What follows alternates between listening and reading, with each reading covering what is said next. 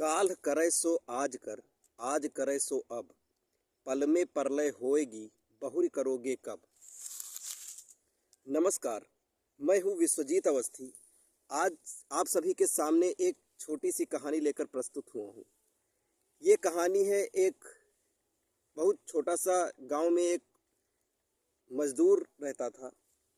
वह रोज सुबह जाता, अपने गधे को लेकर मिट्टी खोदता, गधे के ऊपर लादता, फिर आता बाजार में बेचता। उससे कुछ पैसे कमाते, जिससे वजह से उसका पूरा परिवार खाता पीता। एक दिन मिट्टी खोदते खोदते उसे एक पत्थर मिलता है। वह पत्थर बड़ा देखने में चमकीला होता है, तो वह करता है ऐसा कि उसको लेता है, एक कपड़ा में उसको बांध कर गधे के गले में डाल देता है, जिससे गधा बड़ा खूबसूरत दिखने लगता है। और कुछ दिन लगातार जाता आता है उसी प्रकार से, जिस प्रकार से वो अपना कार्यकलाप करता था अपने परिवार के लिए, भरण पोषण के लिए। धीरे धीरे एक दिन उसी मार्केट में गधे को एक व्यापारी देखता है, जो छोटा सा सेठ रहता है। उसी मार्केट में एक दुकान रहती है। वह उस पत्थर को देखता है, उसे बड़ा पसंद आ जाता है। वह मजदूर से कहता है, भैया कुछ पैसे ले लो और ये पत्थर मुझे दे दो, बहुत पसंद आ गया है। मजदूर अपनी सोच के हिसाब से एक अच्छी कीमत 50 रुपये लगाता है। व्यापारी को पसंद आ जाता है, तो उसे को वह 50 रुपये देकर उस पत्थर को ले लेता है। फिर अपने दुकान में आता है, तराजू पे उसको लटका देता है। लोग आते हैं, उसके पत्थर के बारे में पूछते हैं, लेकिन ये नहीं जान पाता कि वो पत्थर क्या है।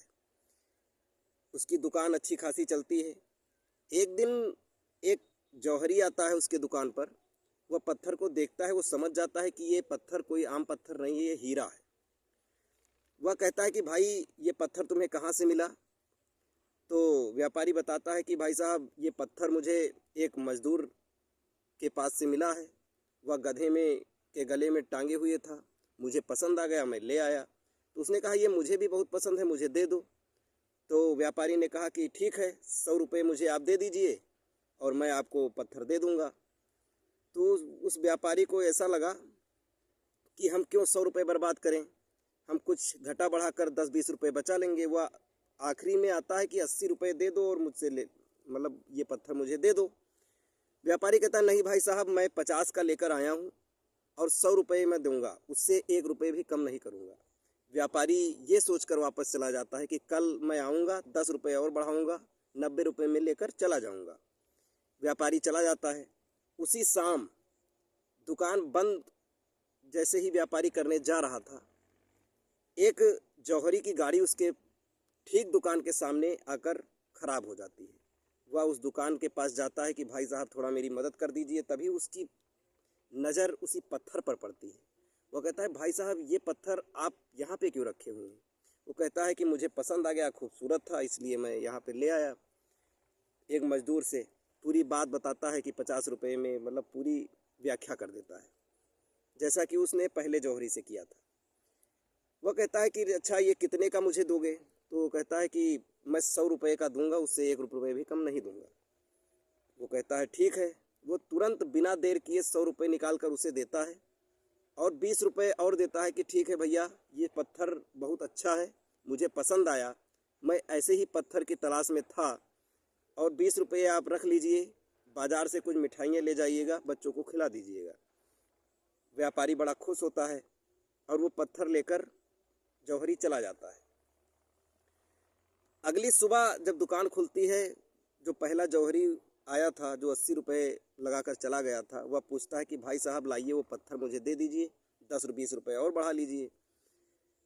तो वो कहता है, कल एक आपके जाने के बाद एक दूसरे जौहरी साहब आए थे, उन्होंने मुझे 120 रुपये देकर उस पत्थर को लेकर चले गए। वह जौहरी बहुत पश्चाताप करने के बाद वो कहता है कि तुम कितने मूर्ख हो, वो पत्थर हीरे का था, बहुत कीमत थी उसकी। तो व्यापारी कहता है, भाई साहब मुझे नहीं पता था कि ये पत्थर कैसा पत्थर है, कितना महंगा है, इसकी कीमत कितनी है। लेकिन शायद हमसे ज़्यादा आप मूर्ख हैं कि 10 रुपये के लिए, 20 रुपये के लिए आपने इतना अच्छा मौका खो दिया।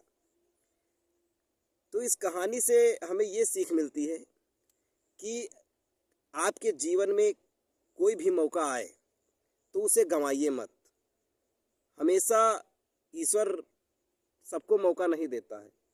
तो जब भी जैसा भी मौका मिले उसको हासिल करिए और समय पर करिए, क्योंकि अगर एक बार समय चला गया तो उसका कोई महत्व नहीं रह जाता है, क्योंकि एक पल में प्रलय आ जाती है, सब कुछ खत्म हो जाता है।